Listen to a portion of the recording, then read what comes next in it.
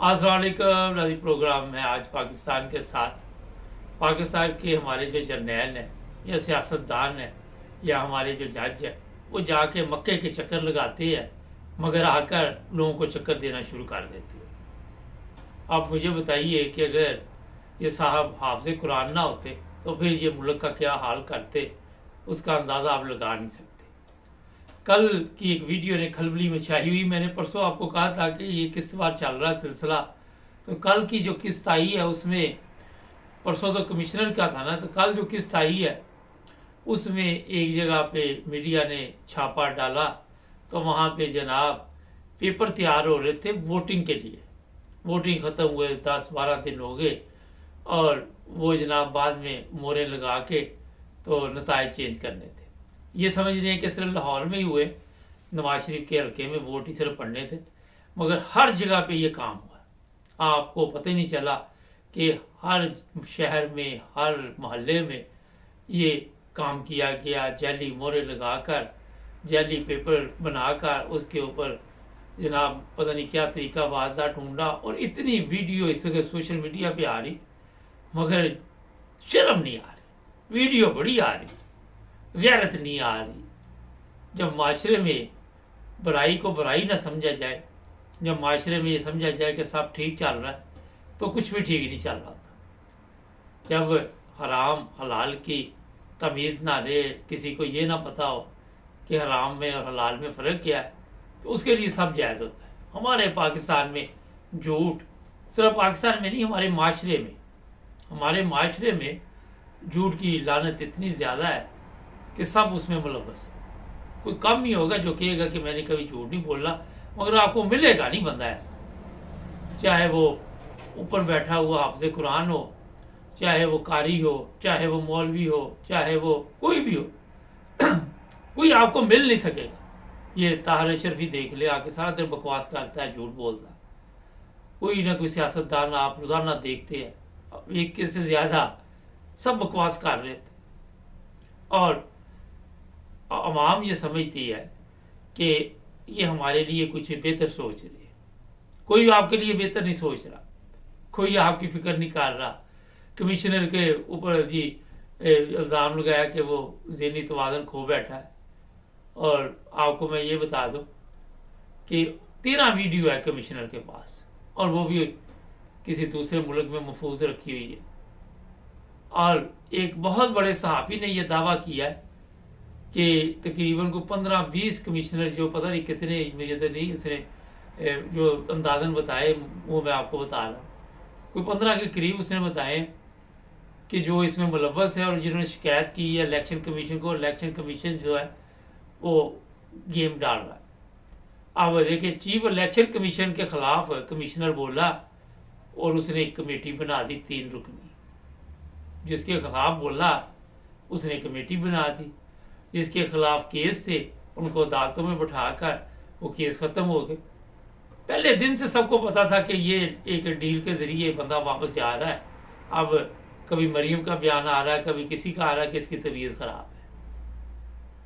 खुद ही ये पेपर इतनी बड़ी तादाद में छुपवा कर अभी तक छुपवाई हो रही है, अंदाज़ा लगाया।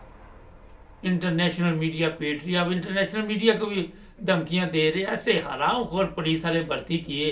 कल कोई राना था कदाफी स्टेडियम के बाहर, वो कुत्ते की तरह लोगों पर भौंक रहा था, और वहाँ पे वो लोग नारे लगा रहे थे इमरान खान के हक में। इनको नारे भी जो है वो भी डिस्टर्ब करते। ये पालतू कुत्ते हैं, ये हड्डियाँ चूसने वाले कुत्ते, ना इनकी हैसियत ना इनकी औकात कोई। जब ये पेंशन पे हो जाते हैं फिर इनकी हालत देखा करे किस तरह की होती है। कहीं पे या तो ये रिटायर हो गए, यही जो आपके ताकतवर लोग हैं, कहीं पे चौकीदार लग जाएगा, कोई परचून की दुकान बना लेगा, कोई सर पे टोपी रख के वो मस्जिद की तरफ चल पड़ेगा। आपको नज़र आ रही थी वहाँ पे वर्दी में कौन लोग आके वहाँ पे वो बॉक्स छीन के लेके जा रहे थे, सबको नज़र आ रहे थे। बात वही है जो मैंने शुरू में कही, जब शर्म गैरत ख़त्म हो जाए, हया ख़त्म हो जाए, तो आप जो मर्जी करते रहे, कोई फ़र्क नहीं उससे पड़ता। अब कल की वो वीडियो इतनी तेज़ी के साथ पूरी दुनिया में चली, वो थोड़ी देर बाद आ जाएगी वो हरामखोर, वो छोटी बसंती। वो कहती जी इमरान खान को तो फांसी देनी चाहिए थी। वो पहले आप लोगों की तो करतूतें देखे, इमरान खान को तो बाद में देनी थी। 40 साल से तो आप गवर्नमेंट में रहे, आपने मुल्क का क्या असर किया, मुल्क की क्या हालत की है। और इस वक्त जो मार्शल लॉ नहीं लग रही वही वजह ये कि खजाना खाली, IMF पैसे नहीं दे रहा। अगर इनके खजाने में थोड़े से पैसे होते तो कब की मार्शल लॉ लग जानी थी। तो जनाब हर तरफ लालच का बाजार चल रहा है, हर तरफ जाली वोटिंग का सिलसिला अभी तक जारी है।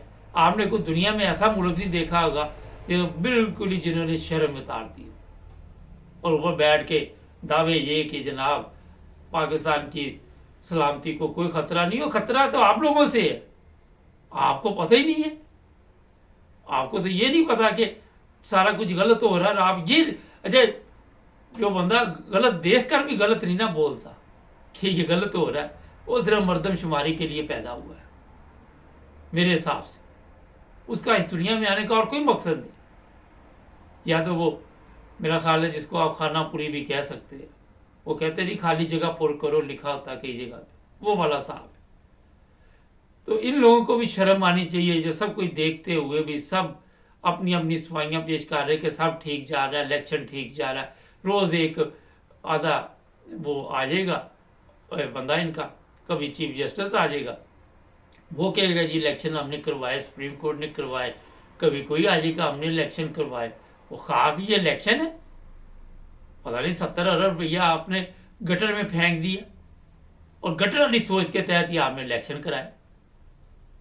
जब सोच आपकी गटर वाली होगी तो आप किस तरह कोई अच्छा काम कर सकते हैं। हर वक्त आपका दिमाग इसी पे होता है गंदगी में कि किस तरह हम 2 नंबर तरीके के साथ बस हमारा सिलसिला चलता रहे, बाकी मिट्टी डाल।